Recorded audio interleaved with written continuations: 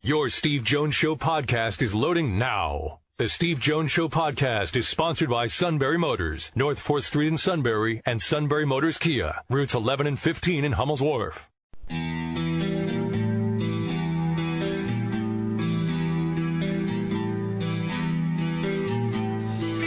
Sports talk where your voice counts. This is the Steve Jones Show on News Radio 1070 WKOK. Now from the Sunbury Motors studio, here's Steve Jones. Sunbury Motors, 4th Street in Sunbury. Sunbury Motors Kia, routes 11 and 15 in Hummel's Wharf. It's great to have you with us on this Tuesday, heading toward the NFL Draft. If you're wondering about the whereabouts of your head football coach at Penn State, he is on a flight right now to Germany. That's because Joseph Darkwa is there, and there's also a skills camp in Frankfurt. So he's headed there. He's flying from State College, and eventually, I think he eventually has to get to Newark. He's going to fly from Newark over. But yeah, I saw James for a little while today. Then we're going to have a more extensive meeting coming up. You always ask me the same question every single time we start. Is that suit guy around? It's like, I mean, look, I said, just slow down. Not the golf course, that's for sure. No, I think it has to do with it. I mean, do we know anybody that has more, like, restraining orders against them than... It's good to hear you. How are you? I'm doing great. Great to hear you, too. Awesome job, you and Matt Catrillo yesterday. Caught the podcast this morning over breakfast. It was, I'll tell you right now,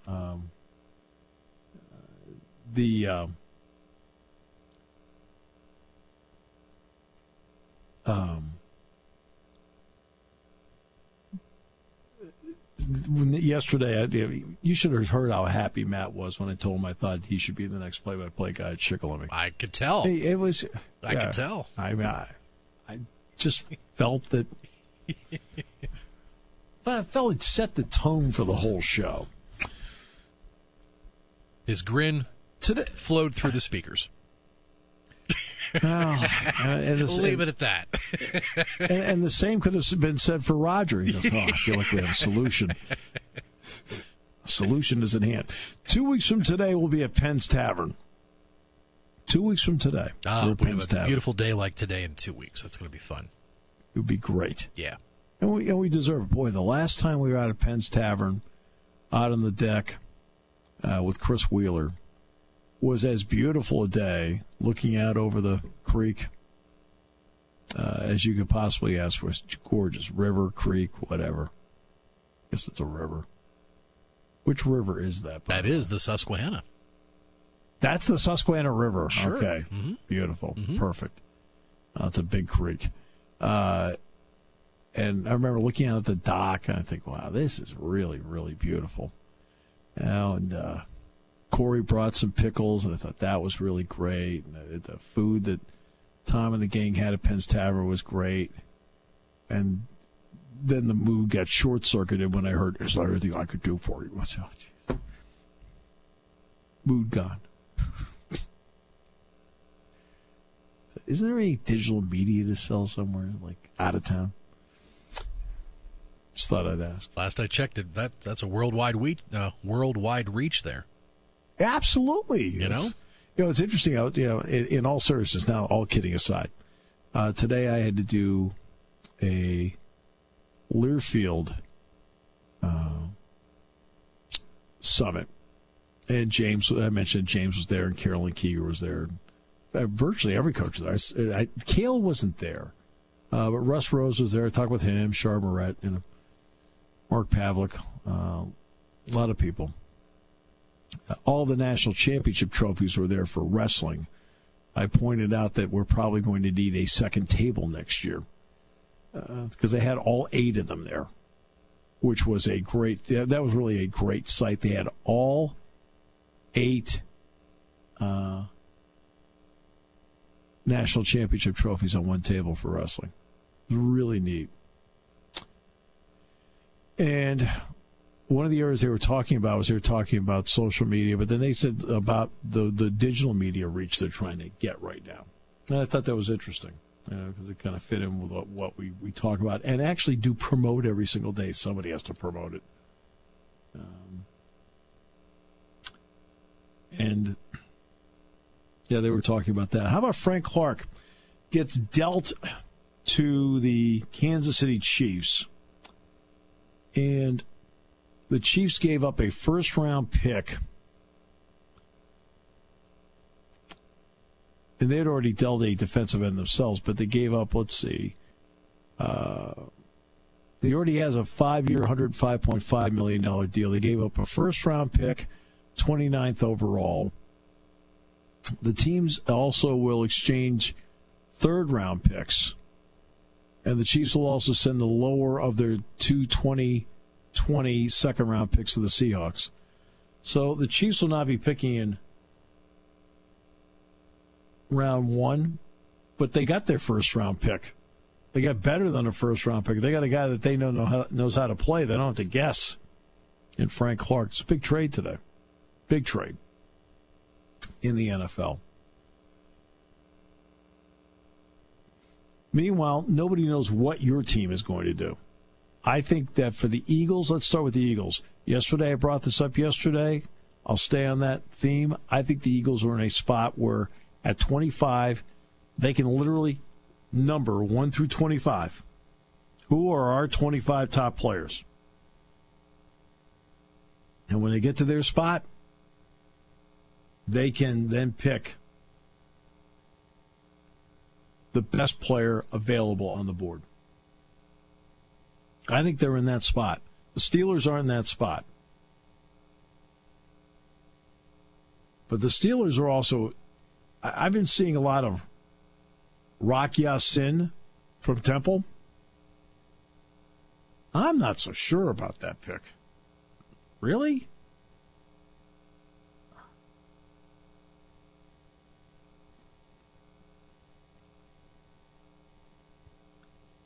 I don't know.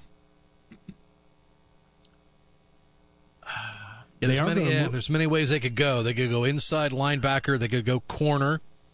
And you just wonder if James Washington is going to be that pure number 2 wideout with Juju now number 1 in the depth chart. So, wide receiver. I would think that's something they would have to look into. But top pick. But no. let's get to what Dan Patrick said. I thought Dan Patrick's commentary was spot on.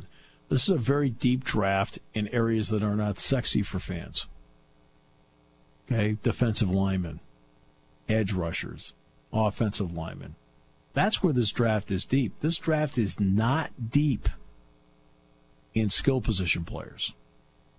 Skill position players, as Dan Patrick was absolutely correct about, move the needle. Move the needle.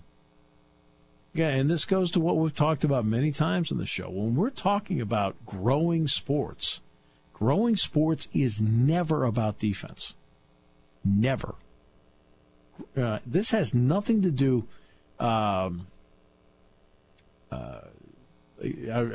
reference that email that Jim Wetzel sent me, and Jim was ticked off about something I said about wrestling, and it's because I don't think he quite got the context of what I was talking about. I try to explain the context later, but I don't think he got the context of what I was talking about. It has nothing to do with appreciation of great skill.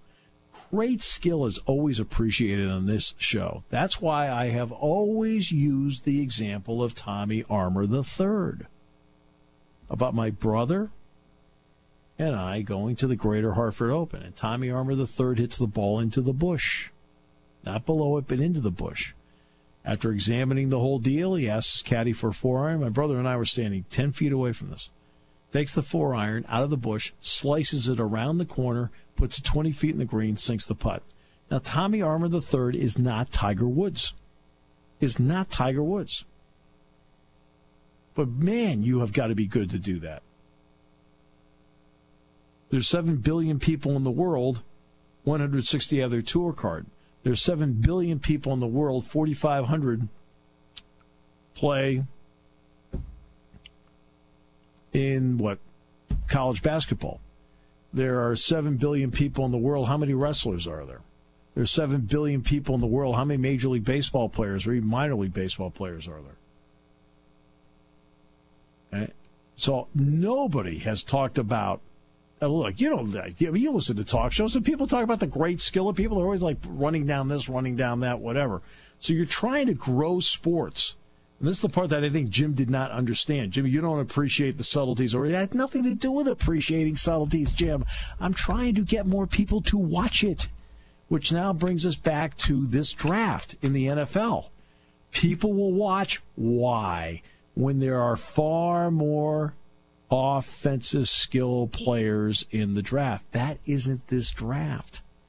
As Dan Patrick properly pointed out, the front will be exciting because Kyler Murray is one of those players.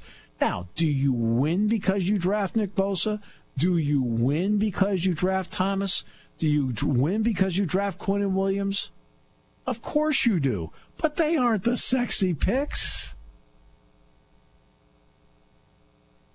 They all have tremendous skill in bringing those subtleties to the table that win, the subtleties.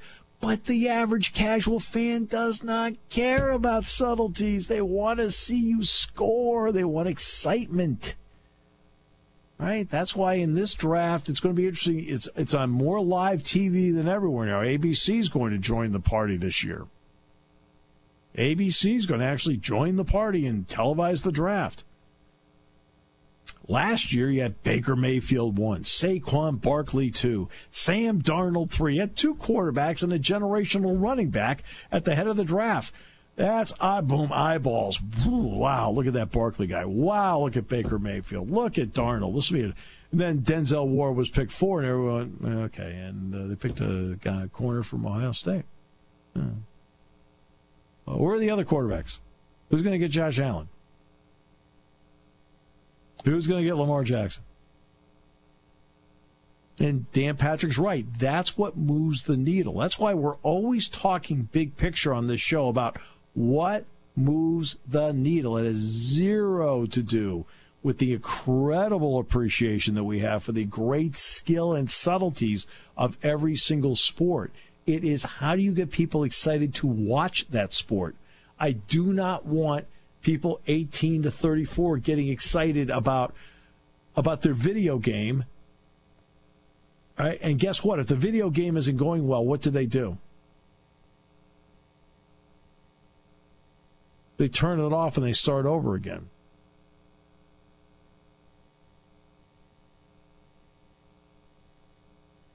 Not only learning how to win, you have to learn how to lose.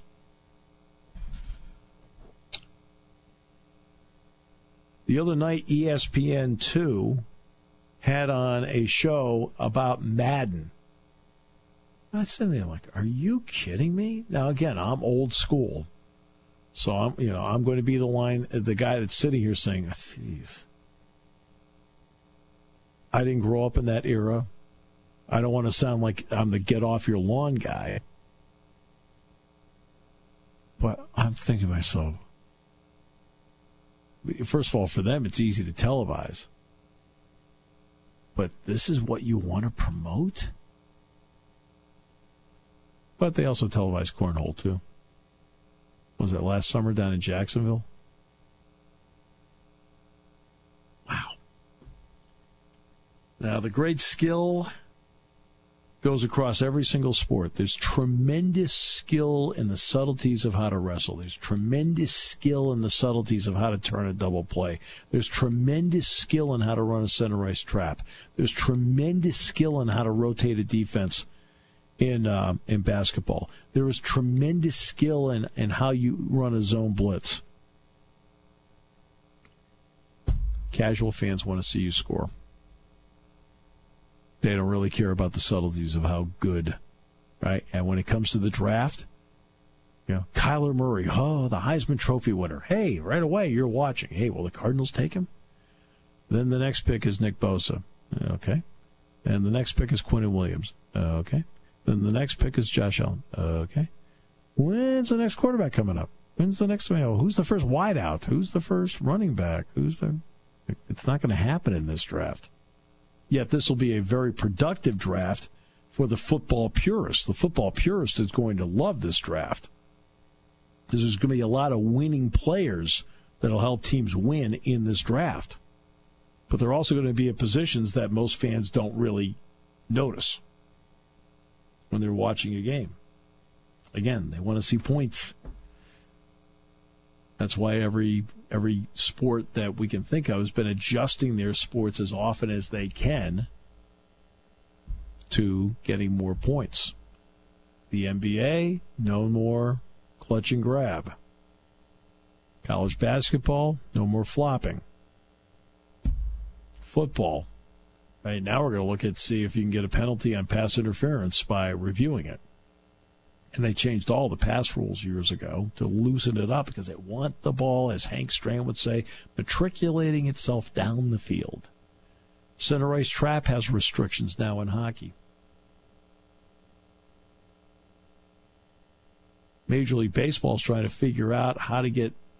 It's not pace of play. It's one thing in Major League Baseball, and I've talked about pace of play. For Major League Baseball, it's how do you get the ball in play more. It's not just it's not pace of play that enters into it, but it's also like getting the ball into play more. That, when the ball's in play, what is that called? It's called action. People want to see action. Action's really great. Meanwhile, in the digital media office, they're back there right now playing Madden 19. I get worried about it. Sean, don't you? He's a big fan of that game. IndyCar 19. I'm Scott Dixon. All right, we'll come back with more in a moment. No, you're the suit. Scott Dixon's a race car driver. He's a doer. You're a watcher. As we continue on News Radio 1070 WKOK. Get outside and clean up the yard. Yes, dear. Springtime means cleanup time, even at Sunbury Motors Ford. Sunbury Motors spring inventory cleanup has begun. Once a year, SMC takes their entire new Ford inventory and prices them at levels not seen before. SMC is where you want to be to choose from 44 2019 Ford Escapes. This just in, Ford Motor Company and Sunbury Motors have increased the discounts on 2019 Ford Escapes. They're slashed to the lowest price ever offered to the general public, now at an amazing $18,985. SMC is where you want to be for 2019 Ford F-150s, starting at just $25,899. And SMC has 66 in stock. SMC is where you want to be if you want a brand new 2018 Ford Focus for $14,905. Hurry in to Sunbury Motors Ford in the North 4th Street Auto Plaza. Driving you over 100 years, Sunbury Motors. Taking your calls at 800-795-9565. This is the Steve Jones Show on News Radio 1070 WKOK. Now from the Sunbury Motors Studio, here's Steve Jones. All right, Sunbury Motors, 4th Street in Sunbury. Sunbury Motors Kia, routes 11 and 15 in Hummel's Wharf. It is always a pleasure to sit down and break some on-air bread with Tony Knopp. Tony, it's great to hear you again, my friend. I hope everything is well. Everything is fantastic. I hear you guys are finally getting the spring weather there. Absolutely. I mean, in fact, I'm doing the show outside at a Chaise Lounge as we speak. You got to maximize it when you get the chance, right? You got that right. It's a small window. I want to start with the impact that one man can have. What did Tiger Woods just do for the PGA Tour? It's funny.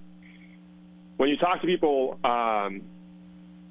outside of the business, they feel like there wasn't as big as an impact as you'd expect. But when you look at the way he impacted, not just the ratings of the Masters, considering the early start, right? It outdid last year's Masters, or I believe it was even though it was an 8 a.m. start, which, usually doesn't happen. And then what it's done to his sponsors, for example, Bridgestone can't keep the balls on the shelf. So they did a, somewhat limited release of Tiger's ball that he played at the Masters. It sold out in the pre-sale. And then people found out that it was the kind of ball that they've been selling for the last couple of years, and that all got wiped out too. So just the amount of consumerism that comes from what Tiger can do it's shocking. It really is. I mean, I knew it was going to be a big deal. I knew what he was going to do to that tournament if, he was in it. And look, the reality is if that tournament was on I mean, everything almost came together. You had Tiger in it. You had Tiger in it on a Sunday that was not on Easter Sunday. What people forget is a lot of times the Masters can fall on Easter Sunday. Right. The only thing that stopped that from being as big as the 97 Masters money-wise was the weather. You know, because there was a 70% chance of rain on Sunday as of Friday, and everybody knew it. And the concern was, and this is first world problems, that the private jets weren't going to be able to get out of there. So the airport had to issue a warning that if you come in for the Masters, you might get stuck overnight and might not be able to come back. Oh, man. So that's but that's the impact that one guy can have. And it's an individual sport. And I'm not so sure, including LeBron, that one guy can be so pivotal to the success of an organization like he is. Oh, it's the ad sales for the tournaments that we know he's going to play in have all gone up between 20 and 30%. The ticket sales have gone up 30% plus for the tournaments that we know he's going to play in. It's just shocking, and especially now, I mean, imagine if he makes a run at the Open or if he makes a run at the U.S. Open. Because, you know, the next big thing for him is going to be that 18th major. Once he gets to 17, if he does get to 17, I mean, we're talking about this like winning a major is easy, but if he gets to 17, I can't even imagine what 18 is going to be. And, you know, what if he does it at an iconic course? Right. St. Andrews, something like that. Yeah. What if he can do it at St. Andrews? Unfortunately, I think Pebble's too soon. Yes. That would be cool if he did it there. That's been a place that he's dominated for quite some time. But, yeah, if he can do it at a course like that, you know, everybody will look at and see the history behind it, I can't even imagine what that's going to do for the sport. All right, so now I want to get into something that's going to be a tricky area, but you are always someone that looks at advanced trends. You have to. In your business, if you don't look at advanced trends, you're sunk.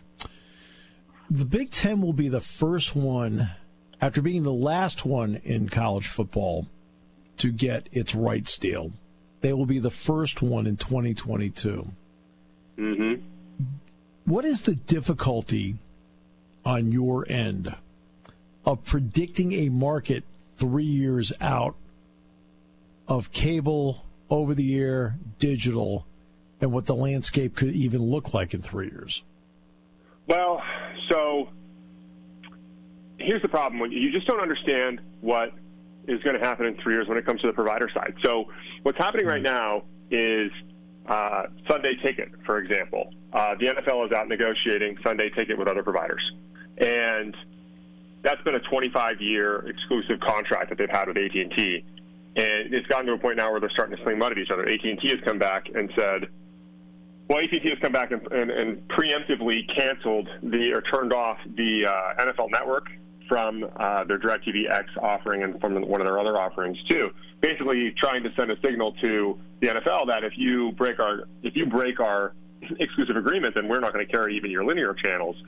And the reason they're doing this is there's a conversation about, you know, the larger services making a bid, right? Netflix has come out and said they're not going to do it, but Amazon has come forward and said they were going to bid. And there's the Googles and the Facebooks that are out there that have deeper pockets than you can imagine. So nobody really knows how that's going to play out over the next 2 years. And then that's going to cascade its way down to the Big Ten network and an understanding of how we're going to value they don't really want to look at it by audience metrics anymore because people are consuming it in so many different ways, right? They're consuming it online. They're consuming it on TV. They're consuming it. So, you know, I think it's a huge advantage for the Big Ten to be able to do this. They also have a pretty good brand going for themselves. But to say what it's going to look like in 3 years, I have no idea. Because, for example, when the RSNs went for sale, something the listeners may or may not know is when Disney bought Fox, all of these different regional sports networks that carry, you know, Milwaukee Brewers and Bucks games and, you know, the Houston games, that sort of things, Fox had to sell them. Disney had to sell them off. Right. And they had... This is creating chaos. This is creating chaos. So it's a total mess. So they had 21 networks, and they had an assumption that they're going to be able to sell all of them together for $21 billion. Well, that's not what happened. First, the Yankees exercised and bought out their network, which is the YES network. Then they decided to bifurcate these networks and sell them off to different people for different prices, some of which are fetching a lot more than others. And there's a bunch of different bidders in it that nobody thought were going to be the bidders, right? So Sterling seems to be the favorite right now. But the belief was Fox Sports was just going to buy them back, and now they've dropped out. Meanwhile, Magic Johnson has joined in with Ice Cube, and they're making a bid on it. So all of the traditional, long answer short, all of the traditional things that we've looked at when building a deal for somebody like the Big Ten Network are in total chaos right now because it's a totally different way of consumption. And so who knows what they're going to be able to negotiate at that point.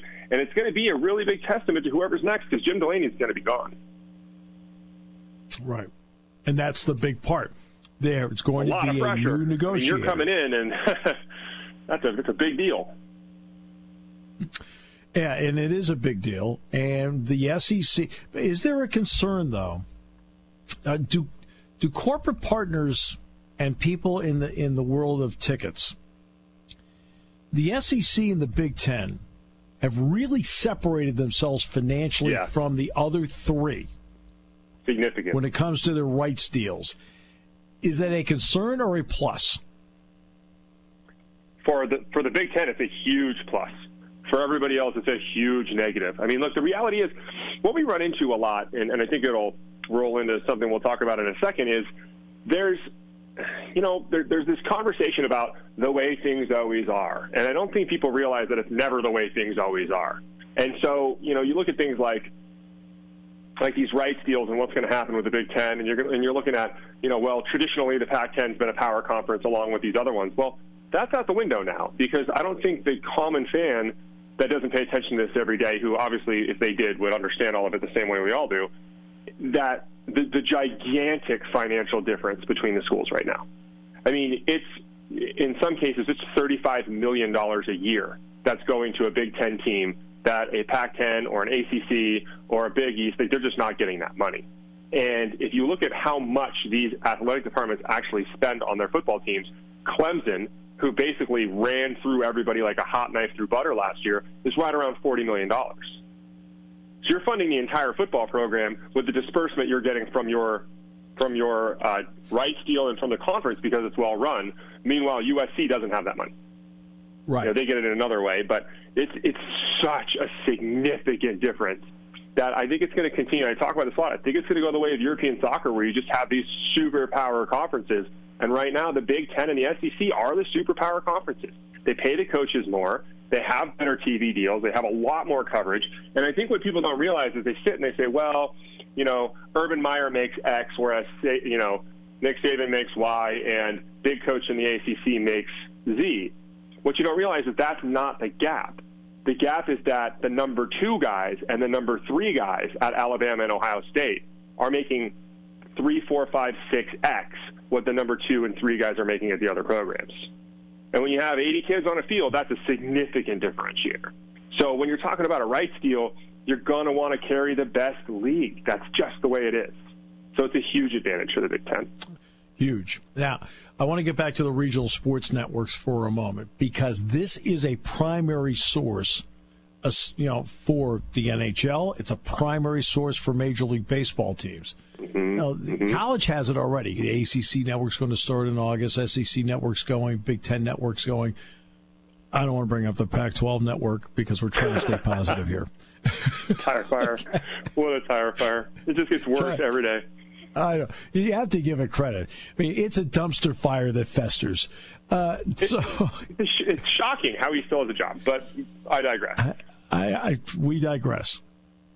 With regional sports networks, NESN is critical to the success of the Red Sox. Yes is critical to the success of the Yankees. Okay. Where do you see regional sports networks going? Because that is where corporate partners will eventually follow if they think that's a product they want to be involved in.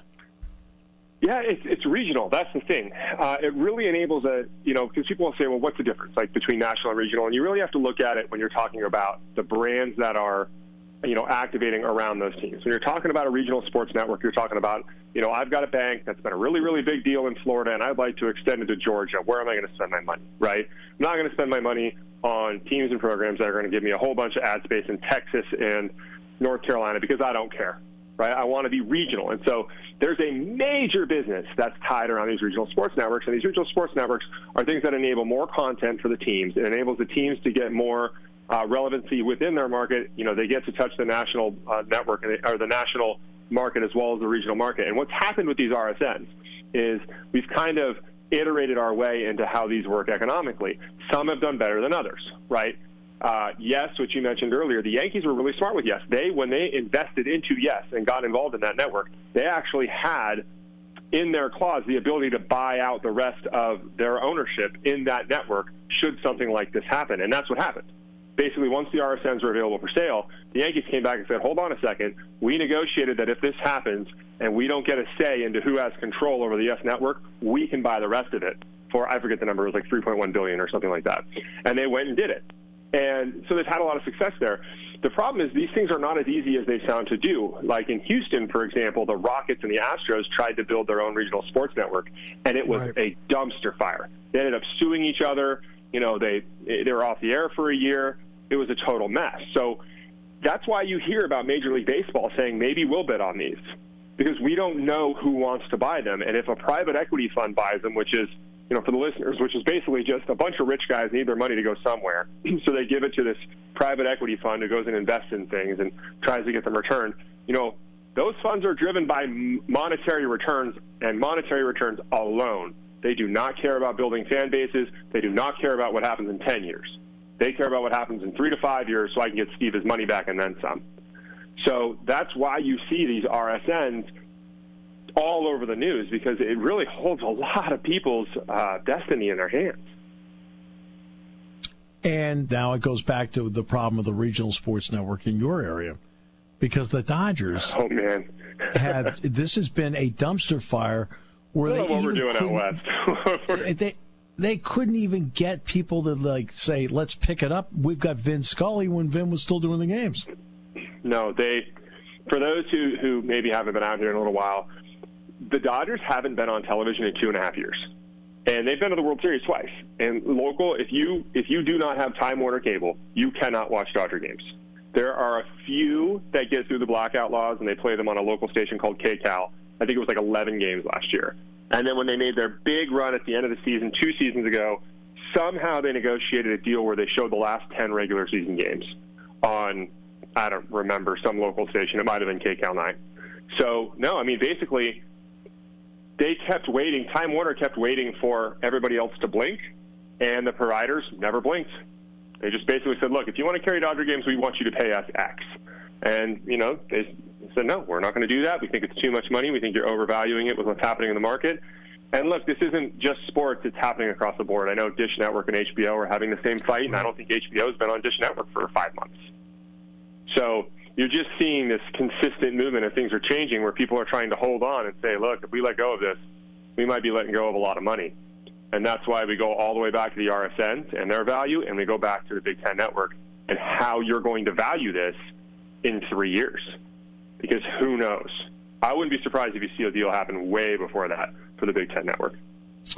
All right, so I want to get to MLS for a moment. They are a league that is right now fighting to be financially successful. But in reality, do they have a model that other leagues should be looking at? They're economically, they're doing well. What's basically happened, if you're seeing the news, they're talking about expanding to 30 teams now. They got themselves in a little bit of a pickle in that they limited the amount of expansion teams they were going to have, and they had, too many exception stories, right? So, there was a belief that Columbus was going to move to Austin, and so you didn't need an expansion team in Austin. And then we could expand, with the enterprise owner, which could be the first female owner in the league, and then you could pick a team like Sacramento. And what happened was Columbus got bought, and they're staying in Columbus. So now you have to expand in Austin. And you're now cutting out a team that had a really good shot of joining the league in the near future. So now They've just come right out and said, we're going to go to 30 teams so they can accommodate all of those. And now there's more teams coming out of the woodwork that seem to be able to make this work for them. The problem the MLS has is because they're so focused on being financially profitable up front, it's like any other business, right? If you buy, and for the listeners who maybe don't pay that much attention to, international soccer, if you go buy a team like Manchester City, like what happened 15 years ago, or Chelsea, who, Manchester City was kind of a doormat for a long time. Now, if you look at Manchester City, they're one of the best teams in the world because you have this uber wealthy guy come in there and just burn money for the first 8 years so he can catch up to everybody else. The MLS is not letting their teams do that. And so even though they're healthy in North America and people like them and the statistics are up and we're all very bullish on them as a business, every year when they go to the Club Cup, they get blasted. I think they lost 7-2. Sporting KC did. And so at some point it'll be really curious to see, like, if MLS wants to become an international power where we're legitimately sending a team from here to compete with, Liverpool or Manchester City or Tottenham, somebody's going to have to just say, look, we just got to burn some money for a little while. And they haven't done that yet. So it's been a great league, and they're making a lot of money. Attendance has been great. Internationally, the day is going to come where they're going to have to start competing. Yeah. No question. Well, I can't believe we've done 20 minutes here. We're done? Are you kidding? There's going to be a point. There's going to be a point where you and I are going to sit down and have some beverages, and like 6 hours later, like, I guess we better stop, right? It's going to come. I'm definitely coming out for the whiteout this year, the Michigan game on the 19th. I will be at that game. For goodness sakes, you got to come over and see us. Oh, yeah, we definitely will. It's going to be fantastic. Wow, Jack will be there, the whole deal. My goodness, I can't wait to see you. Yeah, it's going to be. And I've been watching those whiteouts for the last few years. I have to get to one. I have to. Hey, got to get you here. That'd be awesome. I look forward to it more than you know. This will be a good time, and we'll have more than 20 minutes. A lot more than 20 minutes. That'll be even better. Tony, thanks so much. I'm glad we finally got your weather. Yeah. Enjoy it for now. It gets hot soon, right, for both of us. It does. Hey, we'll talk soon, my friend. All right. Thank you much. The great Tony Knopp on the show. We'll come back with more in a moment on News Radio 1070 WKOK.